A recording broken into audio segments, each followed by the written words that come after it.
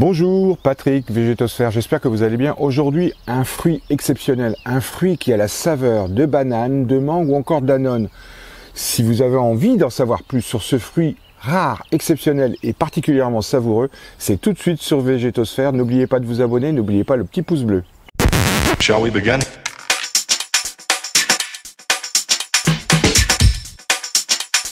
Eh bien, nous revoici au jardin le matin pour vous parler d'un arbre fruitier rare, exceptionnel, avec une saveur tout à fait incroyable.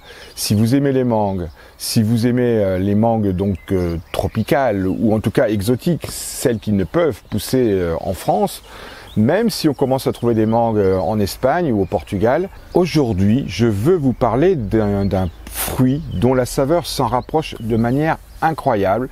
Et c'est un fruit, un arbre fruitier qui est originaire des États-Unis, particulièrement du sud du Canada jusqu'à la Floride quasiment, en passant par le Mississippi et le New Jersey. Nous avons là-bas un arbre fruitier que l'on nomme Asimina triloba. Il y a plusieurs variétés disponibles. C'est un arbre fruitier de la famille des Annonacées, un arbre qui est connu depuis des lustres aux États-Unis. C'était d'ailleurs le fruit préféré de George Washington et de Lincoln, si je ne m'abuse. Donc il est encore assez spécifique du nord-est des États-Unis. On dispose là-bas de beaucoup de variétés. Il y a même un conservatoire des variétés d'Asimina. Alors, présentation particulière de l'Asiminier, il faut écrire A-2-S-I-M-I-N-I-E-R. Ça c'est le nom français, en latin, nom scientifique Asimina, espèce triloba, et là donc les variétés, il y en a tout un paquet, je vous l'ai dit. C'est un arbre qui peut faire 2 à 3 mètres chez nous. Voilà la taille raisonnable, ça veut dire qu'il peut rentrer dans bien des jardins et de manière très simple. Il est relativement rustique parce qu'il pousse aussi au nord des États-Unis, donc c'est quelque chose qui ne posera pas de problème quant à son développement dans vos jardins du nord de la France jusqu'au sud, il n'y a aucun problème parce qu'on le retrouve aussi quasiment au Mississippi et en Floride. C'est vous dire qu'il a une grande capacité d'adaptation aux différents climats américains et nord-américains en particulier. C'est un arbre qui fera entre 2 et 3 mètres chez nous maximum et entre 6 et 10 aux États-Unis. C'est un arbre au tronc lisse, c'est un arbre au bourgeon tout dufteux, c'est un arbre qui va pouvoir pousser, faire des feuilles oblongues, vertes. Alors ici j'ai bien quelques feuilles, on est encore très tôt en saison, c'est un arbre qui doit être planté très prochainement. Alors la particularité, c'est aussi qu'il fait des fleurs un peu chocolatées avec une odeur pas très agréable. Une odeur qu'on ne va pas percevoir. On va revenir sur l'odeur de la fleur et sur la floraison et la pollinisation parce qu'il y a là vraiment quelque chose d'assez particulier à développer. Alors ça c'était pour les présentations, on a fait la géographie. L'histoire, l'histoire. C'est un arbre qui a été, dont les premiers écrits ont été relatés par un conquistador, Monsieur de Soto, qui est à l'origine des premiers écrits. Alors il l'avait observé tout simplement parce que les Indiens le consommaient beaucoup, notamment du côté du Mississippi. Donc voilà les premiers écrits. Ceci dit, la première classification, c'est 1753, c'est Monsieur Linné qui l'avait alors déterminé comme Annona, famille des Annonacées, elle est là le rapprochement, Annona triloba. Bon, ok. Ceci dit, c'est pas un annona parce qu'on a retenu Asimina. Il y a eu un botaniste sud-africain, M. Hendrix, qui l'avait dénommé Porcellia un peu plus tard, et un autre, un français, qui lui l'a dénommé Asimina, et c'est bien Asimina qui a été retenu. La preuve, c'est Asimina triloba. Et toutes les variétés, là, je vous en citerai quelques-unes après. Cet arbre fruitier est connu en Europe et en France en particulier depuis le XVIIIe siècle. Mais les problèmes de multiplication l'ont vraiment tenu à certains endroits. Il y avait certainement des collectionneurs qui l'ont gardé. Il n'a pas pu avoir de rayonnement plus important que ça. Culture et plantation. Voici donc un arbre que l'on peut planter au jardin en automne. Je répéterai jamais assez, les plantations d'automne sont vraiment les meilleures pour pouvoir avoir des végétaux qui s'enracinent tout doucement pendant l'hiver et qui seront donc vraiment presque autonome au printemps, ce qui ne sera jamais le cas des plantations de printemps, surtout avec un réchauffement climatique qui est de plus en plus évident. Hein. Celui qui dit qu'il n'y a pas de réchauffement climatique, je ne sais pas où il a pu voir ça, mais les chaleurs sont beaucoup plus vives, beaucoup plus rapides et on monte très vite en température et on a des problèmes d'eau.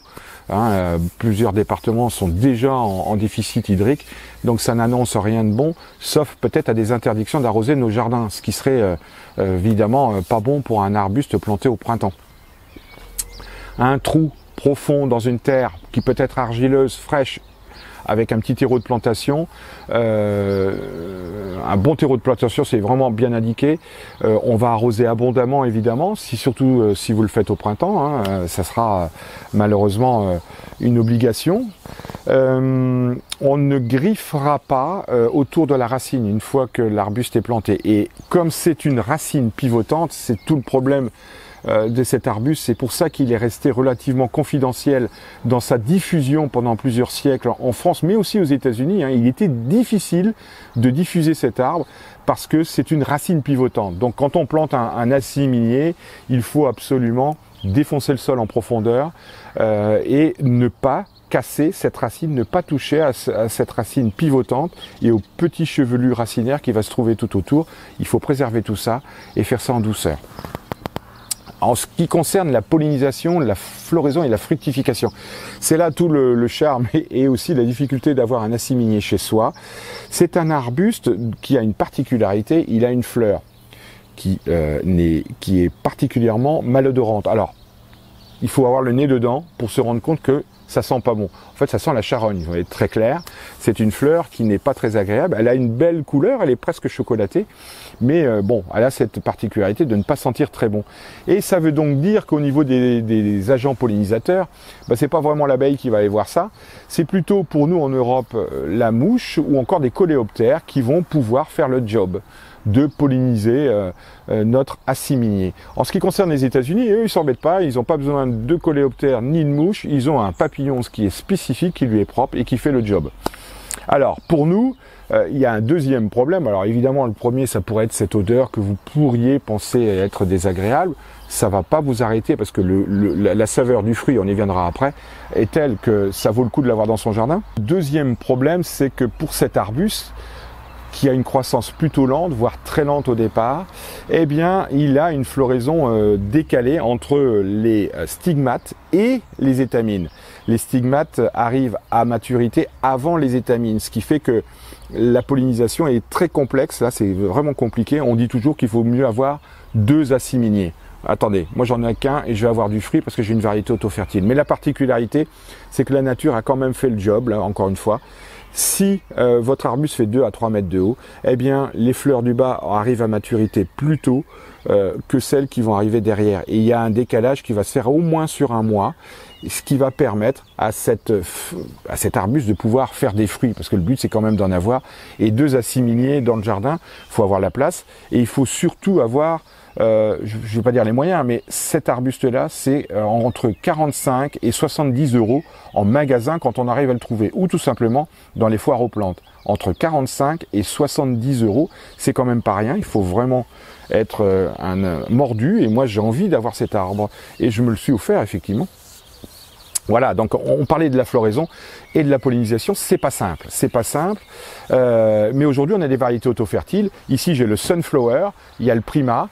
En France, on va bénéficier d'à peu près 3-4 variétés chez les pépiniéristes et en particulier dans les foires aux plantes. En magasin, c'est très compliqué, d'autant plus que ce sont des variétés greffées, on va y revenir sur la multiplication. Pour l'instant, pas de diffusion au sens large du terme dans les jardineries en particulier. En ce qui concerne le fruit, la fructification, alors la fructification, c'est un fruit qu'on va pouvoir cueillir vers le mois de août, septembre, voire octobre pour les derniers. Tout dépend des endroits de France où on va se trouver. Il faut que le fruit devienne un peu plus mou. C'est alors le signe que le fruit va être bon à récolter. Entre la récolte et la consommation, 1 semaine maximum. En tout cas pour nous et ces variétés-là aujourd'hui. C'est un fruit qui ressemble à une mangue, qui peut peser entre 50 et 500 grammes. 500 grammes, on est là sur une grosse mangue, voire plutôt une papaye. Aux États-Unis, on l'appelle papaw tree. Alors, c'est un fruit dont la chair est crémeuse, extrêmement parfumée, savoureuse. Vous allez vous en prendre plein le nez, certainement autant que pour la mangue, d'où le nom. Hein. Moi, j'ai envie de l'appeler la mangue du Nord. La couleur peut être blanche, jaune, crème, saumon, jusqu'à orange. Il y a beaucoup de graines qui se mangent parfaitement. On en fait, aux États-Unis, on en fait des pâtisseries, des sorbets, des yaourts, des jus. Évidemment, on peut le manger cru comme une mangue que nous mangerions à la maison. Donc c'est vraiment un fruit qu'il est extrêmement intéressant de découvrir, tant les saveurs sont extraordinaires. Pour terminer sur cet arbre fruitier dont on ne trouve pas, en tout cas en France et en Europe, la présence sur les étalages, peut-être aux États-Unis le trouverez-vous, là faut intervenir et venir nous poster des petits commentaires. J'imagine que compte tenu de l'existence d'un conservatoire aux États-Unis, les croisements, les recherches, les nouvelles variétés, on va arriver, tout comme pour la tomate ou d'autres fruits, la banane qu'on arrive maintenant à transporter, on l'accueille prématurément. J'imagine que pour cet assimilier, on arrivera à trouver des variétés très prochainement qui vont supporter le transport et une conservation plus longue. Aujourd'hui, sur cette variété-là, c'est à peu près 1 semaine, 10 jours maximum entre la cueillette et la consommation. À moins d'en faire des jus et des confitures et des pâtisseries. Je dois vous dire que au niveau des soins, des maladies ou encore de la fertilisation, au départ, ce que vous pouvez apporter, c'est un bon bactériosol autour des racines, en surfaçage. Au niveau des engrais bio de préférence, c'est ce qu'il y a de mieux. Ne jamais griffer, passer le râteau, un croc tout autour des racines, ou tout autour du tronc. Ne jamais faire. Simplement un bon petit paillage pour conserver de l'humidité va vous permettre de préserver un peu tout ça. Autrement dit, on lui fout la paix. En ce qui concerne les maladies, les parasites, eh bien écoutez, il n'y en a pas. Il n'y en a pas parce que et c'est peut-être certainement quelque chose qui doit faire aussi l'objet de recherche aux États-Unis, l'un des intérêts de cet arbuste, c'est qu'il est presque insecticide. Le parfum, l'odeur et en tout cas la présence certainement d'une substance insecticide à l'intérieur des feuilles fait que pas de pucerons, pas d'alrode, pas d'attaque de quoi que ce soit en termes d'insectes. Et au niveau des maladies, j'ai pas connaissance, peut-être aux États-Unis en culture intensive, car il y a aujourd'hui des élevages assez conséquents d'assimiliers aux États-Unis. Peut-être y a-t-il des maladies, mais pour l'instant, je n'en ai pas connaissance. C'est très confidentiel, hein, cet arbuste pour l'instant, et je suis sûr qu'il est promis à un grand avenir. La multiplication, on peut en parler. Alors, le semis, c'est possible. Il suffit de récolter les graines fraîches. C'est uniquement les graines fraîches qui vont pouvoir germer.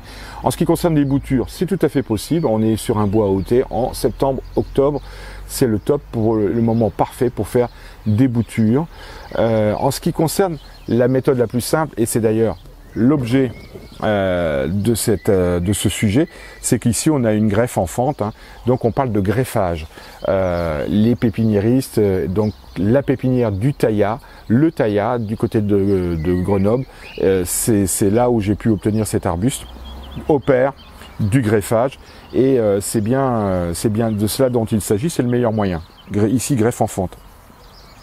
Le drageonnage, écoutez, ça peut arriver, mais ce sont vraiment des vieux sujets. Le drageonnage n'est pas vraiment facile, en tout cas il ne se fait pas dans les premières années, c'est évident.